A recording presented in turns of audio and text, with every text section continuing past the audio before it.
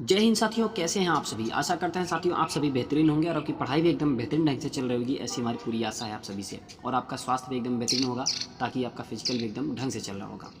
साथियों आज का जो टॉपिक होने वाला है वो झारखंड पुलिस कांस्टेबल में जो हिंदी का पेपर नंबर 2 होता है साथियों, जिसमें व्याकरण से प्रश्न पूछे जाते हैं। वो भी 50 प्रश्न पूछे जाते हैं, एक प्रश्न 3 नंबर का बनता है, तो टोटल 150 नंबर का पेपर नंबर 2 में हिंदी पूछी जाती है साथियों। ठीक है, तो उसी का प्रैक्टिस सेट नंबर 81 है। इसके पहले आप लोगों के लिए 80 प्रैक्टिस सेट ऑलरेडी प्रोवाइड की जा चुकी है, तो आप लोग जाके वीडियो देख सकते हैं और अपनी तैयारी का अंदाज़ा भी लगा सकते हैं। तो चलिए साथियों वीडियो को स्टार्ट करते हैं। आप लोग लास्ट में कमेंट करके बताइएगा कि आपका स्कोर कितना बन रहा है। मंदिर मंदिरा युग्म का उपयुक्त अर्थ वाला युग्म कौन सा होगा? पूजा घर, पुजारी, घर सवारी, गुफा, बड़ी गुफा, देवालय या फिर अश्वशाला। तो क्या होता है मंदिर का अर्थ और क्या होता है मंदिरा का अर्थ? तो साथियों आपका जो सही जवाब होगा वो है देवालय और अश्वशाला। जो मंदिर का अर्थ होता है वो होता है देवालय या फिर कह सकते हैं पूजा घर। ठीक है, और मदिरा का जो अर्थ होता है साथियों वो अश्वशाला होना है। ठीक है, अश्वशाला। अब आप लोग हमारे जो भी साथी देख रहे हैं इस वीडियो को, वो कमेंट करके बताइए कि अश्वशाला का मतलब क्या होता है, किसे कहते हैं अश्वशाला। निम्नलिखित प्रश्न में 4 विकल्पों में से उस सही विकल्प का चयन करें जो दिए गए शब्द युग्म के सही अर्थ का उचित विकल्प हो। बल और वल, ताकत होता है, अक्षर होता है, ताकत या जंगल, ताकत या मेघ, शक्ति या बेल। क्या होता है साथियों? तो आपका जो सही जवाब होगा वो है ताकत और मेघ। बल का मतलब ताकत होता है और वल का मतलब मेघ होता है साथियों। ठीक है, जिसके पार देखा जा सके वाक्यांश के लिए एक शब्द है। पारदर्शक है, पारदर्शन है, पारदर्शनी है या फिर अपारदर्शक है। तो साथियों जिसके पार देखा जा सके उसे हम क्या कहते हैं? पारदर्शक कहते हैं। ठीक है, अगला प्रश्न है पुस्तकालय में कौन सी संधि है? संधि बताना है। दीर्घ है, गुण है, वृद्धि है या फिर यण संधि है। तो कौन सी संधि है साथियों? तो पुस्तकालय में जो संधि होगी साथियों वो होगी दीर्घ संधि। ठीक है, पुस्तकालय के अगर हम संधि विच्छेद करें पुस्तकालय का तो पुस्तक धन आलय होता है। ठीक है, क्या होता है? पुस्तक धन आलय। यानी साथियों यहाँ पे क्या हुआ, इस संधि के नियमानुसार, माने दीर्घ संधि के नियमानुसार, यदि हर्ष या दीर्घ अ ई उ री के बाद समान स्वर हर्ष या दीर्घ अ ई उ री आए तो दोनों मिलकर दीर्घ आ ई उ री हो जाता है। ठीक है, तो वहाँ पे दीर्घ स्वर संधि होता है और स्वर संधि के ये 5 टाइप होते हैं। ठीक है, अगला प्रश्न साथियों पर धन उपकार की संधि है। परोपकार, परोपकार, परोपकार, परोपकार। तो पर धन उपकार की संधि है, कौन सा सही होगा? तो परोपकार होता है साथियों। ठीक है, पर धन उपकार बराबर परोपकार। साथियों यह गुण संधि का उदाहरण है। किसका? गुण संधि का उदाहरण है। और गुण संधि क्या होता है? यदि छोटा आ बड़ा आ के बाद छोटी ई बड़ी या छोटा ऊ बड़ा ऊ और री आए तो दोनों मिलकर क्या हो जाएंगे? ए और ओ हो जाता है। ठीक है, ए ओ और री वाला अर हो जाता है। जैसे देवेंद्र की बात करें तो देवधन इंद्र हो गया। ठीक है, अगला प्रश्न है साथियों चतुर्भुज शब्द में कौन सा समास है? अव्ययी भाव समास है, तत्पुरुष है, कर्मधारय है या फिर बहुब्रीहि समास है। तो चतुर्भुज में कौन सा समास है? तो साथियों आपका जो सही जवाब होगा वह है बहुब्रीहि समास। अब कैसे बहुब्रीहि समास हुआ? चतुर्भुज शब्द में बहुब्रीहि समास है। बहुब्रीहि समास अन्य पद प्रधान होता है, ये सभी को पता है। माने दोनों पद अप्रधान होते हैं और तीसरा अन्य पद जो बनता है वो प्रधान होता है। चतुर्भुज का समास विग्रह अगर करेंगे तो 4 भुजाएं अर्थात विष्णु की बात हो रही है। 4 भुजाएं जिसकी, चतुर्भुज माने 4 भुजाएं जिसकी अर्थात विष्णु जी, माने अन्य पद तीसरे पद की प्रधानता हो गई तो यहाँ पे बहुब्रीहि समास हो जाएगा। ठीक है, अब बहुब्रीहि समास अगर ऑप्शन में न होता साथियों और वहाँ पे द्विगु समास होता तो आप द्विगु समास लगाते, क्योंकि पहला पद संख्यावाची होता है द्विगु समास में। दिए गए वाक्य की वृत्ति ज्ञात कीजिए। उसने गोल्ड मेडल जीता होगा। संकेतार्थक है, निश्चयवार्थक है, अज्ञार्थक है, संदेहार्थक है। तो साथियों आपका जो सही जवाब होगा वो है संदेहार्थक। ठीक है, संदेहार्थक वृत्ति क्या होता है साथियों? क्रिया के जिस रूप में कार्य के होने या न होने की दुविधा प्रकट हो वहां पे संदेहार्थक वृत्ति होता है। ठीक है, व्याकरण की दृष्टि से निम्न में कौन सा शुद्ध वाक्य है? उसे अनुत्तीर्ण होने की आशंका है, उसे अनुत्तीर्ण होने का शक है, उसे अनुत्तीर्ण होने की आशा है, उसे अनुत्तीर्ण होने का संशय है, संशय है लिखा है, तो कुल मिला के यह शुद्ध है। तो आपको शुद्ध वाक्य को ढूंढना है, तो उसे अनुत्तीर्ण होने की आशंका है। ऑप्शन नंबर ए आपका बिल्कुल सही जवाब होगा साथियों। ठीक है, मुझे बताओ तो तुम्हारा जन्म कब और कहाँ हुआ था। वाक्य का भेद बताना है। क्या होगा साथियों, सरल वाक्य होगा, आश्रित वाक्य होगा, संयुक्त वाक्य होगा या फिर मिश्र वाक्य होगा। तो आपका जो सही जवाब होगा वो है मिश्र वाक्य होगा। ठीक है, मुझे बताओ तो तुम्हारा जन्म कब और कहाँ हुआ था, यहाँ पे मिश्र वाक्य है। मिश्र वाक्य में साथियों एक प्रधान उपवाक्य और अन्य आश्रित उपवाक्य आपस में कि, जो, क्योंकि, जैसा, वैसा, जब, तब, यद्यपि, तथापि, तो आदि से जुड़े होते हैं। जबकि संयुक्त वाक्य में साथियों दो सरल वाक्य आपस में योजक शब्दों और, तथा, अतः, इसलिए, अथवा, किंतु, पर, या से जुड़े होते हैं। याद रखिएगा, ये जो सारी चीज़ें हमने बताया इसको याद रखिएगा। तो मिश्र वाक्य कहाँ होता है, संयुक्त वाक्य कहाँ होता है, माने सरल वाक्य कहाँ होता है, ये सब चीज़ें याद रखिएगा। ठीक है, अगला प्रश्न है, निम्नलिखित प्रश्न में 4 वाक्य दिए गए हैं, इनमें से 3 वाक्य त्रुटिपूर्ण हैं, 3 त्रुटिपूर्ण हैं। त्रुटि रहित वाक्य का चयन करना है, उसमें से कौन सा एक त्रुटि रहित है। मैंने अनेक पुस्तकें लिखी, मैंने अनेक पुस्तकें लिखी, मैंने अनेक पुस्तकें लिखी, मैंने अनेक पुस्तकें लिखी। तो क्या होगा साथियों, तो आपका जो सही जवाब होगा वो होगा मैंने अनेक पुस्तकें लिखी। यह जो है आपका वाक्य क्या है, बिल्कुल सही है। दिए गए वाक्य में सही वाक्य है मैंने अनेक पुस्तकें लिखी। ठीक है, बाकी जो अन्य वाक्य हैं वो गलत हैं साथियों। लोकोक्ति का सामान्य अर्थ क्या होता है बताइए। लोक की उक्ति, लोक की बातें, लोगों के लेख, अच्छी बातें। तो लोकोक्ति का अर्थ क्या होता है, लोक की उक्ति होता है साथियों। ठीक है, लोकोक्ति का जो सामान्य अर्थ होता है, जब कोई पूरा कथन किसी प्रसंग यानी विशेष यानी लोक की उक्ति होता है में उद्धृत किया जाता है तो उसे लोकोक्ति कहते हैं। जैसे अगर हम बात करें अकेला चना भाड़ नहीं फोड़ता, एक लोकोक्ति है जिसका अर्थ है एक ही व्यक्ति के करने से कोई कठिन काम पूरा नहीं होता। तो लोकोक्ति का सामान्य अर्थ जब कोई पूरा कथन किसी प्रसंग विशेष लोकोक्ति होता है तो वहीं पे क्या होता है, लोकोक्ति होती है। ठीक है, अक्सर लोकोक्ति में आपको ना शब्द लास्ट में नहीं मिलेगा। जैसे यहाँ पे जाना है ना शब्द नहीं मिलेगा। जैसे अकेला चना भाड़ नहीं फोड़ता, ता मिल गया, लास्ट में ना नहीं मिलेगा। मुहावरे में आपको ना मिलेगा। ये थोड़ा पहचानने का तरीका है। निम्नलिखित प्रश्न में 4 विकल्पों में से उस विकल्प का चयन करें जो दिए गए लोकोक्ति का सही अर्थ वाला विकल्प है। अब बताइए क्या होगा साथियों आपका सही जवाब। आप उसमें बताइए, तीर नहीं तो तुक्का ही सही। इस लोकोक्ति का लोकोक्ति है, अब देखिए लोकोक्ति में कहीं आपको ना दिखा नहीं दिखा, तो ऐसे ही पहचानते हैं।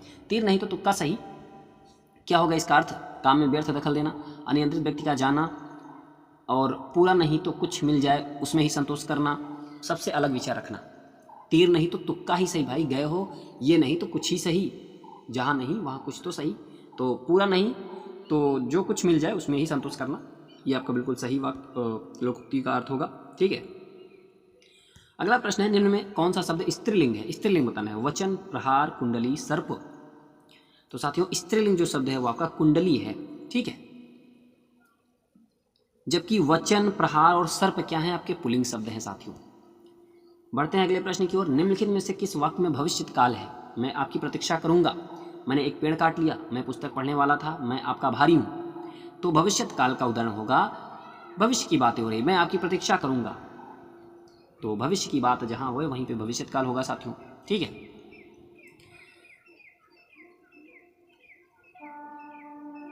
और साथियों अगर विकल्प बी की बात करें तो इसमें कौन सा काल होगा।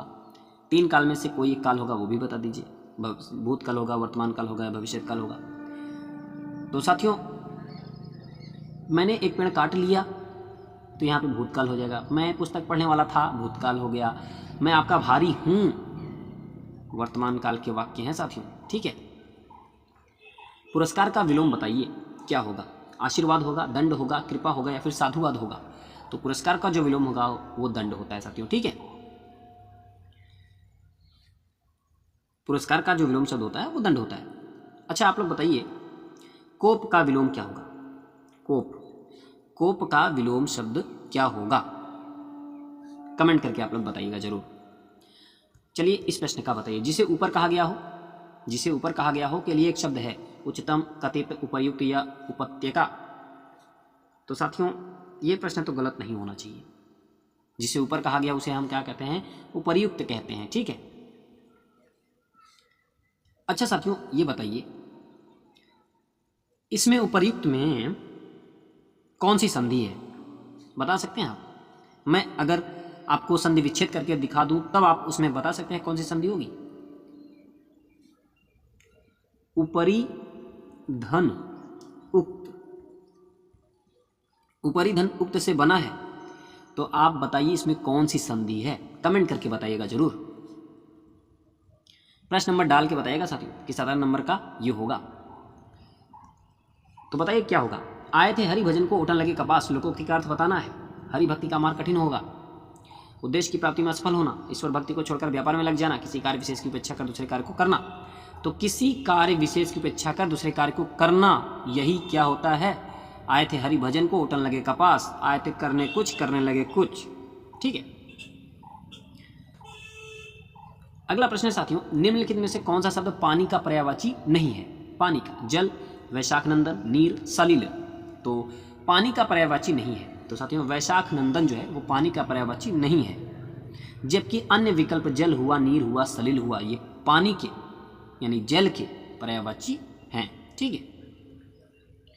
स्वयंवर शब्द में कौन सा उपसर्ग प्रयुक्त हुआ है? उपसर्ग और प्रत्यय इनमें कंफ्यूज मत होइएगा साथियों। स्वयंवर में उपसर्ग बताना है, स्व होगा, स होगा, स्वयं होगा या सम होगा। साथियों वर में क्या जुड़ा है? स्वयं जुड़ा है, यानी स्वयं उपसर्ग जुड़ा है तब जाके स्वयंवर हुआ। तो स्वयं आपका बिल्कुल सही जवाब होगा। ठीक है। मिश्र वाक्य को साधारण वाक्य में बदलिए। जो कवि लोकप्रिय होता है उसका सम्मान सभी करते हैं। लोकप्रिय कवि का सम्मान सभी करते हैं, लोकप्रिय कवि का सम्मान करना चाहिए। आपको इस किस में बदलना है? साधारण वाक्य में बदलना है, मिश्र वाक्य में है। लोकप्रिय कवि को सभी के द्वारा, कवि के द्वारा यानी सभी लिखा है, तो ये तभी तो आपको चेंज करवा रहे हैं। साधारण वाक्य में सभी के द्वारा करते हैं। लोकप्रिय कवि जो होता है उसका सभी सम्मान करते हैं। तो साधारण वाक्य में जो बदलना है वो आपको वो सही जवाब जो होगा साथियों वो है लोकप्रिय कवि का सम्मान सभी करते हैं। ठीक है। ऑप्शन नंबर ए आपका बिल्कुल सही जवाब होगा। अगला प्रश्न साथियों आपसे अनुच्छेद माने गद्यांश को पढ़ के देना होगा। तो आप लोग गद्यांश को ध्यानपूर्वक पढ़ेगा, उसके बाद पूछे गए प्रश्नों का अपने से जवाब देने का प्रयत्न करिएगा। ये भी एक प्रैक्टिस है आपकी, ताकि आप एग्जाम में एक बार में पढ़ें और अपना तुरंत प्रेजेंट माइंड्स लगा दीजिए। चलिए पढ़ते हैं और गद्यांश का। भारतीय मनीषी हमेशा ही अच्छा और अनिच्छा के बारे में सोचता रहा है। आज जो कुछ हम हैं उसे एक लालसा में सिमटाया जा सकता है, यानी जो कुछ भी हम हैं वह सब अपनी इच्छा के कारण से हैं। यदि हम दुखी हैं, यदि हम दास्ता में हैं, यदि हम अज्ञानी हैं, यदि हम अंधकार में डूबे हैं, यदि जीवन एक लंबी मृत्यु है तो केवल इच्छा के कारण से ही है, क्योंकि यह एक दुख है, क्योंकि हमारी इच्छा पूरी नहीं हुई। इसलिए यदि आपको कोई इच्छा नहीं है तो आप निराश कैसे होंगे? यदि कहीं आप निराश होना चाहते हैं तो और अधिक इच्छा करें। यदि आप और दुखी होना चाहते हैं तो अधिक अपेक्षा करें, अधिक लालसा करें और अधिक आकांक्षा करें। इससे आप और अधिक दुखी हो जाएंगे। यदि आप सुखी होना चाहते हैं तो कोई इच्छा न करें। यही आंतरिक जगत में काम करने का गणित है। भाई आप संघर्ष करोगे तभी आपके सामने विपत्ति आपत्ति आएगी। कुछ नहीं करोगे तब सामने क्या आएगा? इच्छा ही दुख को उत्पन्न करती है। इच्छा जब मन में जागेगी भाई मुझे भी बड़ा आदमी बनना है, तो आप संघर्ष करोगे। संघर्ष करोगे तो भाई जाहिर सी बात है कठिनाइयाँ आएंगी, दुख झेलना पड़ेगा, तमाम प्रकार के रास्ते बंद होंगे, कोई एक रास्ता चुनना पड़ेगा। तो ये सब सारी चीज़ें होगी। ठीक है। तो आशा करते हैं साथियों आप सभी को गद्यांश समझ में आया होगा अच्छे ढंग से। तो चलिए अब प्रश्न की ओर बढ़ते हैं। लेखक ने आंतरिक जगत में काम करने का गणित किसे कहा है? भक्ति करने को, इच्छा न करने को, विनम्र रहने को, कष्ट भोगने को। तो साथियों लेखक ने आंतरिक जगत में काम करने का गणित जो किसे कहा है वो इच्छा न करने को कहा है। इच्छा करोगे तो आप दुखी होगे। ठीक है। तो गद्यांश के अनुसार आपका बी ऑप्शन बिल्कुल सही जवाब हो जाएगा। चलिए अगले प्रश्न की ओर बढ़ते हैं। गद्यांश के हिसाब से भारतीय मनीषी के चिंतन का विषय क्या है? जीवन मृत्यु का चिंतन, जीवन और आत्मा का चिंतन, इच्छा और अनिच्छा का चिंतन, प्रकृति पुरुष का चिंतन। तो भारतीय मनीषी के चिंतन का विषय क्या है साथियों? इच्छा और अनिच्छा का चिंतन। ठीक है। अगला प्रश्न है, इच्छा का जीवन में क्या प्रभाव पड़ता है? आनंद देती है, सुख देती है, लालसा बढ़ाती है, कार्यक्षमता बढ़ाती है। तो इच्छा का जीवन में क्या प्रभाव पड़ता है साथियों? लालसा बढ़ाती है। ठीक है। अगला प्रश्न है, मानव के लिए जीवन एक लंबी मृत्यु कब बन जाता है? बीमारी में, सुख में, हर्ष में, इच्छाओं के बढ़ने से। तो कब बन जाता है साथियों? तो वो इच्छाओं के बढ़ने से हो जाता है। ठीक है, इच्छाओं के बढ़ने से हो जाता है। अगला प्रश्न है, लक्ष्य का अनेकार्थक शब्द है? निशाना, उद्देश्य, नाम, बल, गति, चाल, सही, गलत। तो क्या होगा साथियों लक्ष्य का अनेकार्थक शब्द? तो लक्ष्य के जो अनेकार्थी शब्द होते हैं साथियों, निशाना और उद्देश्य होता है। ठीक है, निशाना, उद्देश्य, ध्येय, गंतव्य, ये लक्ष्य के अनेकार्थक शब्द होते हैं। आशा करते हैं साथियों आप सभी को वीडियो पसंद आई होगी, और जो भी प्रश्न आप सभी से पूछा गया है प्लीज़ आप लोग कमेंट करके ज़रूर बताइएगा। इससे आपका रिवीजन और भी बेहतरीन हो जाता है। तो साथियों वीडियो कैसी लगी आप लोग जरूर बताइएगा। वीडियो पसंद आई हो तो एक लाइक और चैनल को सब्सक्राइब जरूर करिएगा। हमारे जो नए साथी जुड़े हुए हैं। तो साथियों मिलते हैं अगली वीडियो के साथ, तब तक के लिए जय हिंद, नमस्कार। पढ़ते रहिए, मस्त रहिए।